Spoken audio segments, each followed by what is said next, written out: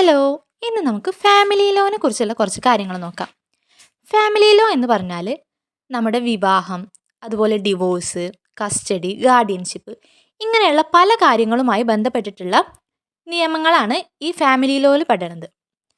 നമ്മളിപ്പോൾ പഠിച്ചു law of ടോർട്സ്, constitutional law, അതുപോലെ ക്രൈം, കോൺട്രാക്റ്റ്, ഇങ്ങനെ പല നിയമങ്ങളും നമ്മൾ പഠിക്കുന്നുണ്ട്. ഇതിൽ കൂടെയുള്ള ഒരു നിയമമാണ് ഫാമിലി ലോ. കുടുംബപരമായിട്ടുള്ള നിയമങ്ങൾക്ക് വേണ്ടിയിട്ടുള്ളതാണ് ഈ ഫാമിലി ലോ എന്ന് പറയുന്നത്.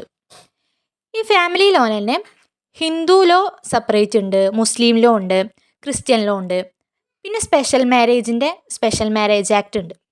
ഇതിൽ ഓരോന്നിലും തന്നെ മാരേജ് എങ്ങനെയാണ് ഓരോ ലോയിലും വരുന്നത്. ഹിന്ദു ലോയിൽ സെപ്പറേറ്റ് ആണ്, മുസ്ലിം ലോയിൽ വേറെയാണ്, ക്രിസ്ത്യൻ ലോയിൽ വേറെയാണ്, സ്പെഷ്യൽ മാരേജ് ആക്ടിൽ വേറെയാണ്. ഇങ്ങനെ ഓരോന്നിലും സെപ്പറേറ്റ് ആണ് മാരേജ്, ഡിവോഴ്സ്, കസ്റ്റഡി, ഗാർഡിയൻഷിപ്പ് ഇതെല്ലാം പറയുന്നത്.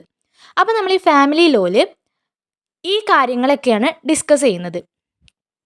നമുക്കിപ്പോൾ ഇതിൻ്റെ ഒരു ഇൻട്രൊഡക്ഷൻ പോലെ എന്താണ് മാരേജ് എന്ന് നോക്കാം. The marriage it's legally and socially organised union typically between two individuals established in specific rights and obligations. അതായത് രണ്ട് വ്യക്തികൾ തമ്മിലുള്ള അവരുടെ ചില റൈറ്റ്സും ഒബ്ലിഗേഷൻസും ഒക്കെ ഉള്ള രണ്ട് വ്യക്തികൾ തമ്മിലുള്ള ഒരു കൂടിച്ചേരലിനെയാണ് മാരേജ് എന്ന് പറയുന്നത്. Then kinship it is the network of relationship based on blood, marriage or adoption encompassing family connections beyond marriage. മാരേജിനെ കൂടാതെ ബ്ലഡ് റിലേഷൻസ്, അതുപോലെ അഡോപ്ഷൻ, നമ്മൾ ദത്തെടുക്കുക പറയില്ലേ, അങ്ങനത്തെയുള്ള സാഹചര്യങ്ങളിലൊക്കെ ഒരു ബന്ധം ഉണ്ടാവുകയാണ് ആളുകൾ തമ്മിൽ. ഈ ബന്ധത്തിനെയാണ് ഈ കിൻഷിപ്പ് എന്ന് പറയുന്നത്. Evolution of marriage and family. ഈ മാരേജിനും ഫാമിലിക്കും ഒരു എവല്യൂഷൻ, ഒരു പരിണാമം സംഭവിച്ചിട്ടുണ്ടാവും എന്ന് പറയില്ലേ, അതുപോലെ പണ്ടത്തെ കാലത്ത് നിന്ന് ഇന്നത്തെ കാലത്തേക്ക് എത്തുമ്പോൾ ഈ ഫാമിലിയിലും മാരേജിലും കുറേ ഡിഫറൻസ് വന്നിട്ടുണ്ട്. ഇപ്പം നമുക്ക് പഴയ കാലത്തെ പല കാര്യങ്ങളും ഇന്നത്തെ മാരേജ് സെറിമണീസിൽ ഇല്ല. അപ്പോൾ കാലം മാറും തോറും പല കാര്യങ്ങളിലും ഡിഫറൻസ് വന്നിട്ടുണ്ട്. അതുകൊണ്ട് തന്നെ നിയമങ്ങളിലും പല മാറ്റങ്ങൾ വന്നിട്ടുണ്ട്. പക്ഷെ ഇപ്പോഴും ഫോളോ ചെയ്യുന്നത് Hindu marriage, Muslim marriage, Christian marriage, special marriage, ഇങ്ങനെ പല പല കാറ്റഗറിയിലായിട്ട് പല ആൾക്കാരും ആ രീതിയിലാണ് ഫാമിലി ലോയിൽ ഡിസൈഡ് ചെയ്യുന്നത്.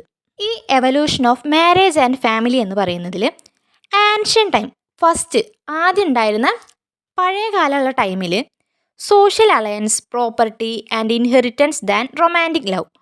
ഒരു റൊമാൻറ്റിക് ലവിന് പകരം അവിടെ ഒരു സോഷ്യൽ ആയിട്ടുള്ളൊരു അലയൻസ്, അതുപോലെ പ്രോപ്പർട്ടിക്ക് വേണ്ടിയിട്ട്, അതുപോലെ അനന്തരാവകാശം, ഇതിനൊക്കെ വേണ്ടിയിട്ടാണ് ആദ്യകാലങ്ങളിൽ മാരേജ് എന്ന് പറയുന്ന ഒരു സംഭവം ഉണ്ടായിരുന്നത്. പിന്നെ അതിന് ശേഷം ഒരു റിലീജിയസ് ഇൻഫ്ലുവൻസ് വന്നു. Religious influence emphasise marriage as sacred institutions. എന്താണ് മാരേജ് എന്ന് പറയുന്നത്?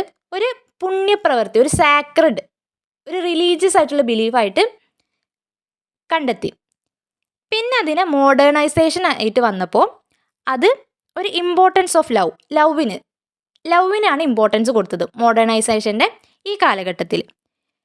പിന്നീടുള്ളൊരു കാലത്തിൽ ലീഗൽ റെക്കഗ്നിഷൻ ഓഫ് റൈറ്റ്സ്, അതായത് സ്ത്രീക്കും പുരുഷനും ഈക്വാലിറ്റി ഉണ്ട്, അതുപോലെ protection of both men and woman, പുരുഷനും സ്ത്രീക്കും പ്രൊട്ടക്ഷനും റൈറ്റ്സും എല്ലാം ഉണ്ടെന്ന് ഒരു രീതിയിലേക്ക് എത്തി. ഇങ്ങനെ കാലം മാറും തോറും ഈ മാരേജിലും പല വ്യത്യാസങ്ങൾ വന്നിട്ടുണ്ട്. അപ്പോൾ നമ്മുടെ ഇന്ത്യയിൽ ചില മാരേജസ് ഓരോ സർക്കംസ്റ്റാൻസസിലാണ് ഫോളോ ചെയ്യുന്നത്. അപ്പോൾ നമ്മൾ ഹിന്ദു മാരേജ് ലോ എന്താണ്, മുസ്ലിം ലോ എന്താണ്, ക്രിസ്ത്യൻ ലോ എന്താണ്, അതുപോലെ സ്പെഷ്യൽ മാരേജ് ആക്ട്, ഇതൊക്കെ എന്താണെന്ന് പഠിക്കുന്നുണ്ട് ഈ ഫാമിലി ലോയിൽ. അതുപോലെ തന്നെ ഇതിലെ മാരേജ് എങ്ങനെയാണ് നടക്കുന്നത്, അതുപോലെ ഡിവോഴ്സ്, അതുപോലെ അഡോപ്ഷൻ, കസ്റ്റഡി, ഗാർഡിയൻഷിപ്പ്, ഈ ഓരോ ലോയിലും സെപ്പറേറ്റ് ആയിട്ടുള്ള കാര്യങ്ങളാണ് ഈ പേപ്പറിൽ നമ്മൾ പഠിക്കുന്നത്. അതൊക്കെ ഡീറ്റെയിൽ ആയിട്ട് നമുക്ക് ഇനി നെക്സ്റ്റ് വീഡിയോസിലൊക്കെ ആയിട്ട് കാണാം.